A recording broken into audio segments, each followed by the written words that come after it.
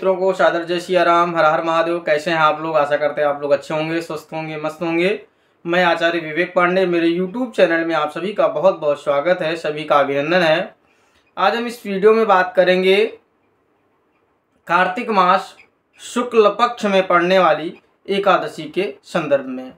ये कौन सी एकादशी है और इस एकादशी का महत्व क्या है, यह एकादशी तिथि कब से प्रारंभ हो रही है और कब तक रहेगी, और इस एकादशी व्रत का पारण कब किया जाएगा, इसमें पूजन की विधि क्या है, इन संपूर्ण विषयों की जानकारी आप लोगों को इसी वीडियो में प्राप्त हो जाएगी। आप लोगों को ये वीडियो अगर अच्छा लगे तो आप लोग इस वीडियो को अधिक से अधिक शेयर करिएगा, लाइक करिएगा, कमेंट बॉक्स में आप लोग जय जय सिया राम अवश्य लिखिएगा। तो जो कार्तिक मास शुक्ल पक्ष की एकादशी है, उस एकादशी का जो नाम है देवउत्थानी एकादशी अथवा श्री हरि प्रबोधनी एकादशी, जिसको हम लोग अपने यहाँ लोकाचार में देव उठनी एकादशी भी कहते हैं।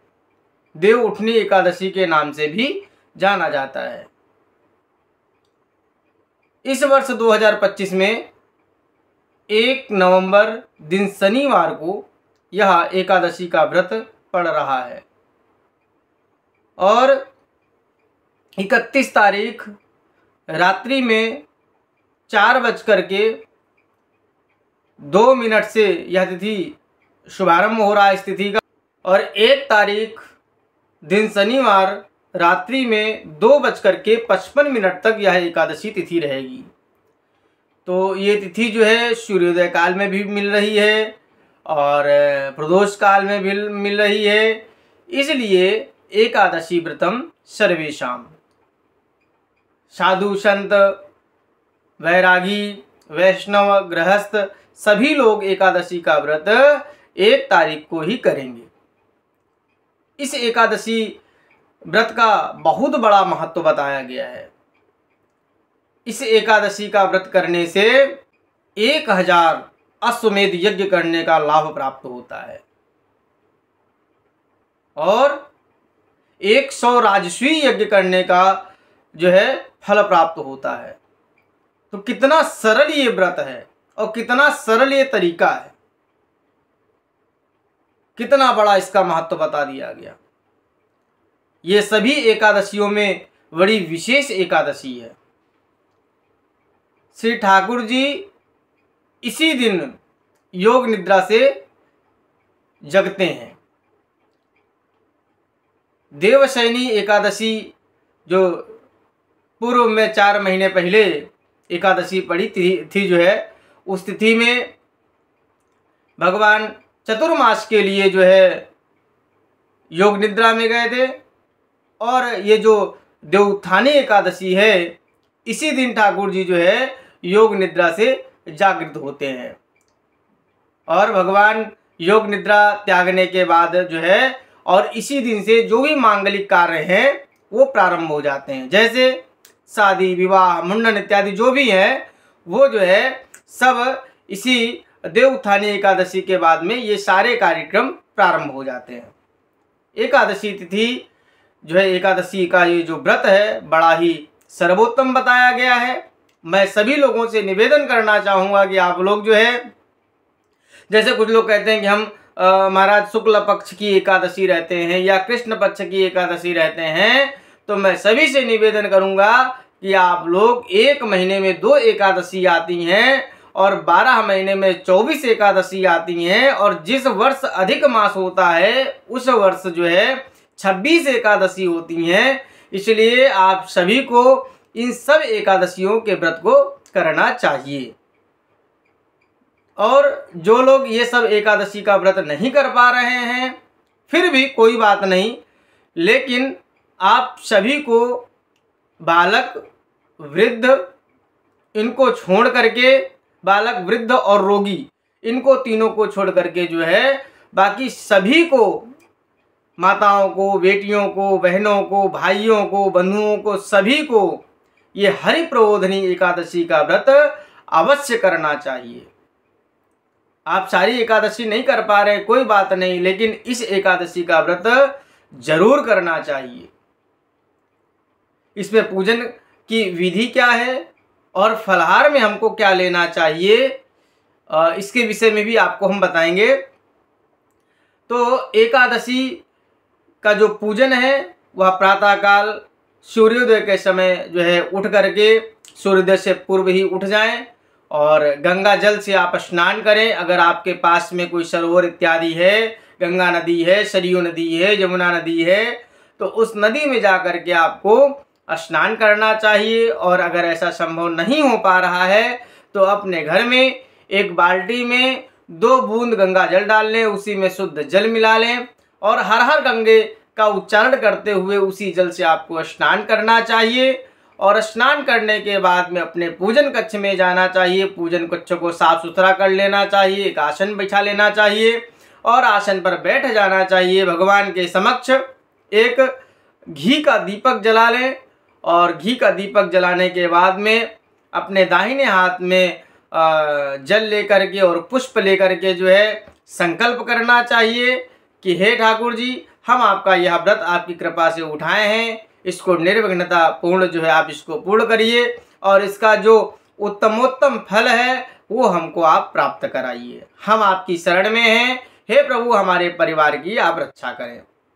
इस कामना के साथ में जो है वह संकल्प ठाकुर जी के चरणों में समर्पित कर देना चाहिए। अपने घर में अगर लड्डू गोपाल जी हैं या शालिग्राम भगवान हैं तो उनको खूब बढ़िया जो है पंचामृत इत्यादि से स्नान कराना चाहिए। पंचामृत दूध, दही, घी, चीनी, शहद और पंचामृत से स्नान करा करके शुद्ध जल से स्नान कराइए, गंगा जल से स्नान कराइए और गंधोदक जल से भी स्नान करा सकते हैं। फिर खूब बढ़िया उनको जो है इत्र स्प्रे लगावें, पीला चंदन लगावें और पुष्प चढ़ावें, तुलसी पत्र चढ़ा दें। तुलसी पत्र से आप अर्चना भी कर सकते हैं, लेकिन ध्यान रहे कि एकादशी के दिन तुलसी पत्र तोड़ना भी नहीं चाहिए और जल भी नहीं चढ़ाना चाहिए। इस दिन तुलसी मैया जो है ठाकुर जी के लिए निर्जला व्रत करती हैं और तो एक दिन पूर्व ही तुलसी उतार करके रख लें, उनसे तुलसी जी की जो है ठाकुर जी की अर्चना करें और उनको जो है भगवान को सुंदर सा भोग लगावें। भोग के साथ में कुछ दक्षिणा निवेदन करना चाहिए और उनसे जो है प्रार्थना करनी चाहिए। प्रार्थना के बाद भगवान की आरती करना चाहिए और आरती के बाद में भगवान के पास में बैठ करके श्री विष्णु सहस्त्र नाम का पाठ और भगवत गीता का पाठ और श्रीमद्भागवत जी का भी पाठ, 12वें स्कंद का पाठ आप कर सकते हैं और भगवान का अति प्रिय जो द्वादशाक्षर मंत्र है उसका भी जप कर सकते हैं। वो मंत्र कौन सा है? ओम नमो भगवते वासुदेवाय। इस मंत्र का आप जो है अधिक से अधिक जप करें। ईर्ष्या, द्वेष, दंभ और झूठ, कपट इनका परित्याग करते हुए संपूर्ण दिन के समय को व्यतीत करें। प्रयास करें कि क्योंकि 15 दिन में एक ही दिन तो एकादशी आती है, इसलिए प्रयास करें कि निराहार रहें। फिर भी मन नहीं मानता है तो फल इत्यादि ले लें और उससे काम चला लें और शाम के समय में जो है आप थोड़ा सा आलू वगैरह ले सकते हैं। बाकी अगर काम चल जाता है और क्योंकि निराहारो यथाहारो तन मनस्को समाहितो, जिस प्रकार से आपका मन भगवान के चरणों में लगे उस प्रकार से मन को एकाग्रचित करके लगाना चाहिए। अब आपका मन जो है आप करने बैठे पूजा, आपका मन जो है किचन की तरफ है तो ऐसा भी उचित नहीं है। आपको जो जिस तरीके से आपको जो उचित लगे और हल्का फुल्का जो है भोजन में उसमें फलाहार में लेना चाहिए और रात्रि में प्रयास करें कि जागरण करें, हरि संकीर्तन करें और अगर ऐसा संभव नहीं हो तो भगवान का ओम नमो भगवते वासुदेवाय मंत्र का जप करते हुए मानसिक तौर पे और शयन करना चाहिए। और अगले दिन प्रातःकाल जो पारण का समय है वह 6:20 से और 8:35 के मध्य में आपको जो है पारण कर लेना है। यह जो एकादशी का व्रत होता है यह 3 दिनों का होता है, दशमी, एकादशी और द्वादशी। दशमी से ही जो है दशमी को साधारण और साफ सुथरा भोजन लेना चाहिए। प्याज लहसुन इत्यादि का जो है परित्याग कर देना चाहिए। और दशमी को प्रातःकाल ही भोजन ले लें, दूसरे टाइम भोजन नहीं लेना चाहिए। चावल दशमी को बिल्कुल भी ना लिया जाए।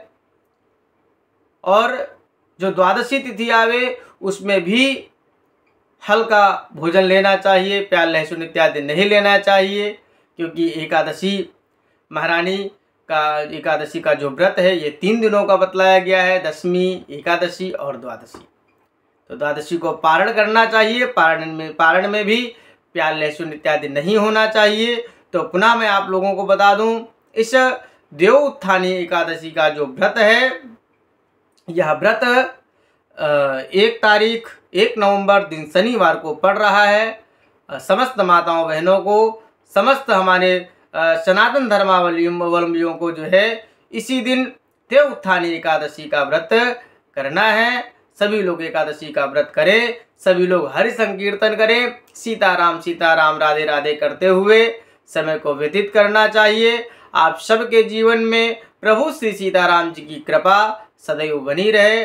आप सबका जीवन परम मंगलमय हो। आप सबके जीवन में ठाकुर जी सुख शांति समृद्धि प्रदान करें। आप लोगों को हमारे द्वारा दी गई जानकारी अगर अच्छी लगी हो तो आप लोग इस वीडियो को अधिक से अधिक जो है शेयर करिएगा और लाइक करिएगा। कमेंट बॉक्स में आप लोग जय जय सिया राम लिखना बिल्कुल भी ना भूलिएगा।